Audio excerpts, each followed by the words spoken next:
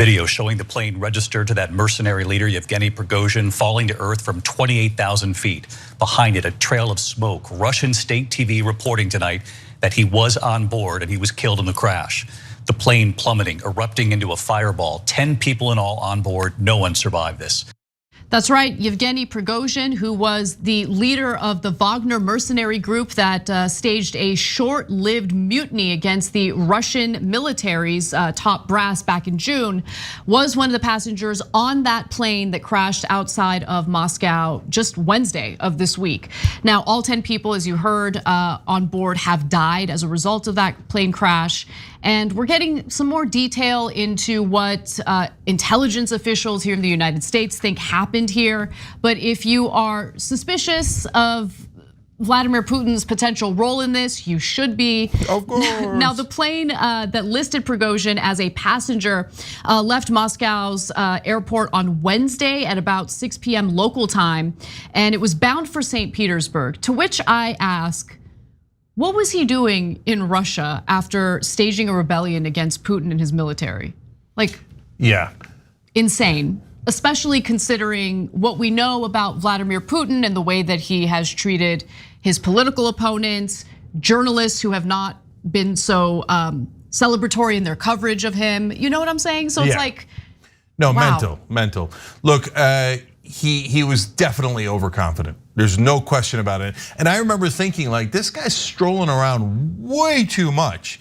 And I thought, does he know something? I don't know. One, he's the leader of a mercenary army, and one that's brutal and awful and has robbed Africa blind, let alone what he did in Ukraine, and has made apparently billions in post-Soviet Russia through basically, mob-like activities, etc.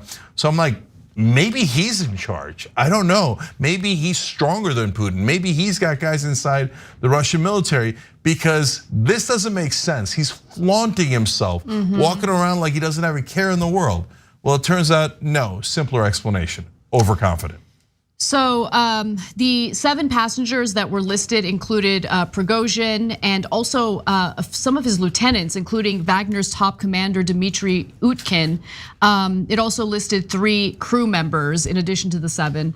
Now, earlier today, American and other Western officials said an explosion on the plane likely brought down the aircraft on Wednesday, killing all passengers aboard. Based on preliminary intelligence reports, a definitive conclusion had not been reached at that point, but an explosion is the leading theory of what caused the plane to crash. And then later today, the explosion was confirmed by a US intelligence official who spoke to the press. They claim that the West believes that this was an intentional explosion for, I think, obvious reasons, right? We don't have to discuss that. I know. Of course it was intentional, and of course Putin shot it out of the sky. I mean, was there another leader who has Stinger missiles firing at a plane inside Russia? Okay, wait, hold on though, because there's a disagreement, right? Because US officials aren't saying that a missile shot it down. US officials are actually pouring cold water on that. They actually disagree with that theory. But actually, I want to go to, so American satellite intelligence did not detect a missile launch, and there is no other evidence of a surface-to-air weapon that took out the plane. But to your point, Cenk, there have been some other individuals, including former members of the United States military, who have said that they believe, based on what they saw in the wreckage, that it was shot down by a missile. I don't know what the truth is. This is above my pay grade, but nonetheless, let's take a look at the video. Video circulating online from the crash site showing what appears to be puncture marks in the wreckage. Experts saying this points to the likelihood of a missile strike, not a bomb blast. If it had been a bomb on board, we would have seen deformation that would have been expanding out of the aircraft. Right now, we're seeing the puncture holes that are a signature of a surface-to-air or an air-to-air missile impacting that aircraft. So the US intelligence community apparently disagrees with that. The explosion could have been caused by a bomb or other device planted on the aircraft, though there have been some other theories floating around, including, I've never heard this phrase before in this context, but adulterated fuel, which sounds like it could be fun, but it's not. So that's also being explored.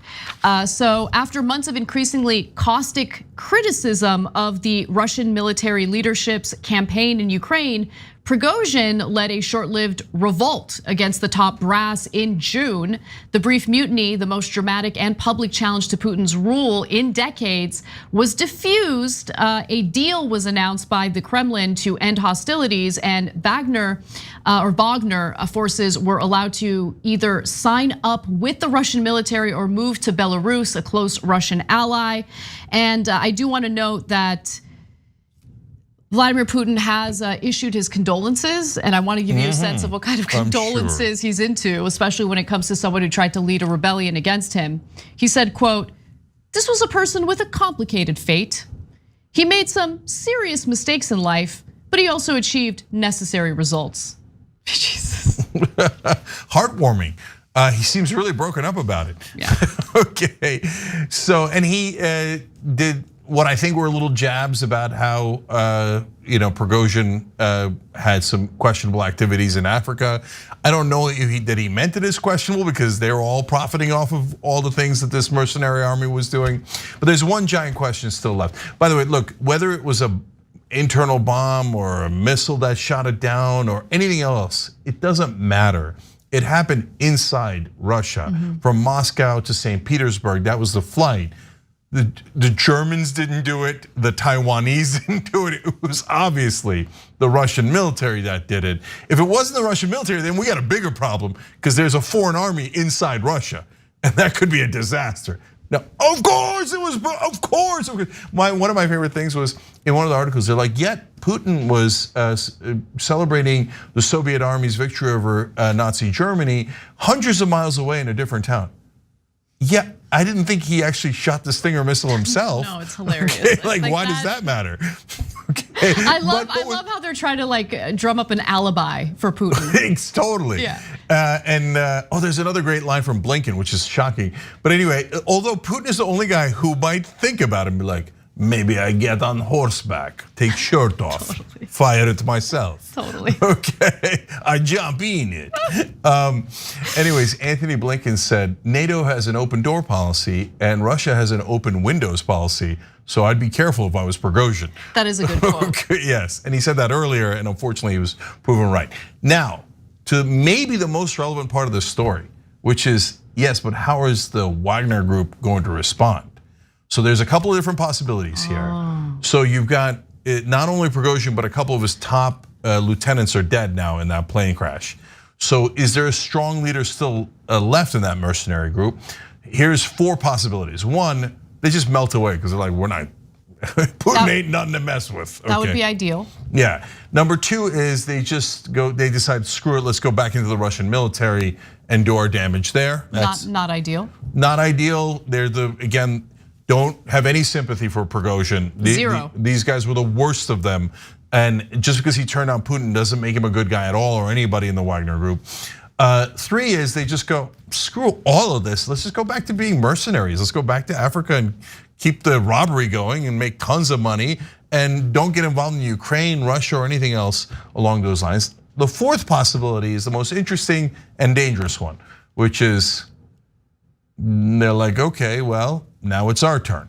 And a video was released today with masked men saying they're in the Wagner Group, saying, expect us. So that might be next. Well, we'll see how it all plays out. But clearly Putin had held a grudge against Prigozhin. He considered it a massive betrayal. So if the members of the Wagner Group are directing their ire and potential violence toward Putin, it's definitely based on his behavior in the past and the statements he's put out in regard to Prigozhin following the rebellion. So one last thing. Yeah. As I read that statement from what remains of the Wagner Group, which is, by the way, the great majority of them, they just lost 3 leaders. Everyone else remains. So the army's still there. We just don't know if they have a strong leader left and a smart leader left. But I thought, well, maybe that's why Prigozhin was overconfident, because he had a backup plan and thought, Putin's not gonna do it, because if he does it, we're going to counter-strike in a way that puts him in actual danger. And so, but we don't know. I have no idea what the capabilities of the Wagner Group is inside Russia.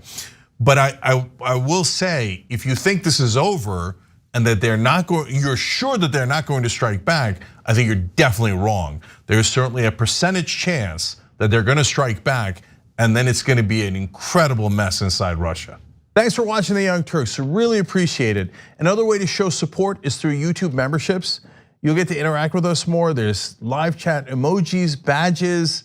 You've got emojis of me, Anna, John, JR. So those are super fun. But you also get playback of our exclusive member-only shows and specials right after they air. So all of that, all you gotta do is click that join button right underneath the video. Thank you.